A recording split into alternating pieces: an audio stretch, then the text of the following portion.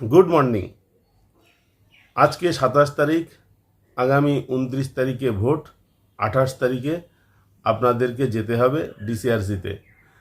যার P-2তে হাজিরা দেওয়ার কথা তারা অবশ্যই আজকে বেরিয়ে গেছেন এতক্ষণে। সকলের জন্যই আমার তরফ থেকে শুভকামনা, শুভেচ্ছা রইল। আজকে আলোচনা করব যে একজন ভোটার কখন দুটো ভোট দিতে পারেন সেই বিষয়ে। যদিও নির্বাচন কমিশনের নিয়মে বলা হয়েছে যে একজন ভোটার কেবলমাত্র একটি ভোটই দিতে পারবেন একই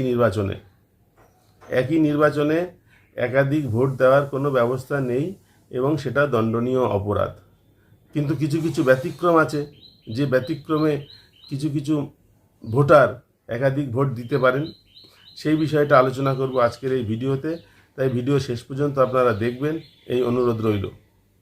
প্রথম ক্ষেত্রটা হলো, যদি কোনো অন্ধ অশক্ত ভোটার বুথে আসেন তাহলে তার একজন সঙ্গীর দরকার হবে। অন্ধ হলে তো অবশ্যই দরকার হবে, আর অশক্ত হলে দরকার হতে পারে। কেউ কেউ এমন অশক্ত থাকেন বা এমন অক্ষমতা থাকে তার, যিনি চোখেই দেখতে পারেন না, সুতরাং বুঝবেন না যে কোন প্রার্থীকে তিনি ভোট দেবেন, সেই সুইচটা কত নম্বরে আছে, কোথায় চাপ দিলে সেই সুইচটা পাওয়া যাবে। সুতরাং তার ক্ষেত্রে দরকার হবে।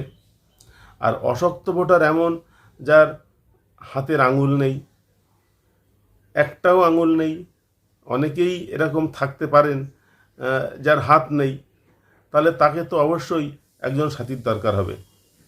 সেই সাথী দুটো ভোট দিতে পারেন। একটা হচ্ছে নিজের ভোট, আর 2 নম্বর হচ্ছে যার হয়ে উনি ভোট দিতে এসেছেন তার ভোট।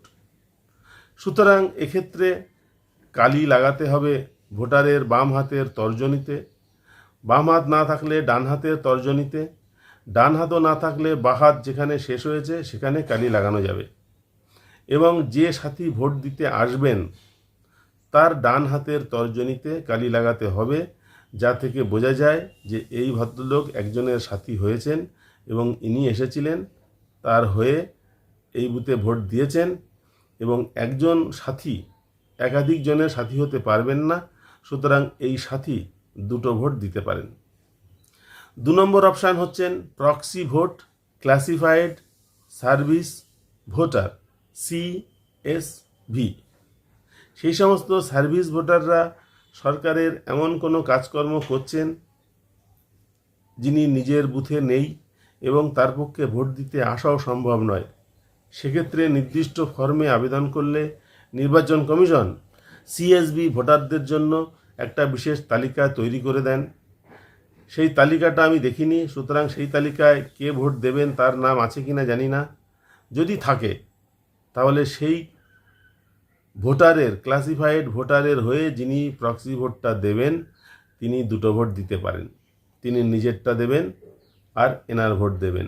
এক্ষেত্রে কালি লাগাতে হবে ভোটার যখন নিজের ভোট দেবেন তখন বাম হাতের তর্জনীতে, ভোটার যখন প্রক্সি ভোট দেবেন তখন কালি লাগাতে হবে ভোটারের ডান হাতের তর্জনীতে। 3 নম্বর ক্ষেত্র হলো, যদি এই বুথে পুনর্নির্বাচন হয়, আজকে ভোট হলো এবং কোনো একটা গণ্ডগোলের কারণে পরশুদিন, একদিন বাদে পরের দিন আবার ভোট নেওয়া হবে।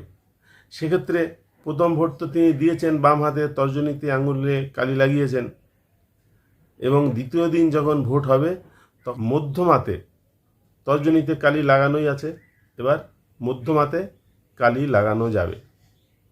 তাহলে ইনি একই নির্বাচনে দুটি ভোট দিলেন, যদিও প্রথম ভোটটি বাতিল হয়ে গেল। আর 4 নম্বর ক্ষেত্রটি হলো টেস্ট ভোট। যদি কোনো ভোটারের এমন মনে হয় যে আমি যে ক্যান্ডিডেটকে ভোট দিলাম, যে চিহ্নে ভোট দিলাম, ভিভিপ্যাটে যে ছবিটা আমরা দেখলাম সেটা অন্য, এবং তিনি যদি কনফার্ম হন যে এইরকম ঘটনা ঘটেছে, তাহলে তিনি টেস্ট ভোট দিতে পারেন। টেস্ট ভোট দেওয়ার অর্থ হচ্ছে আরও একবার ভোট দেওয়া। প্রথমবার তিনি নিজের ভোটটা দিয়েছেন, এবার তিনি যাচাই করার জন্য ভোট দিচ্ছেন।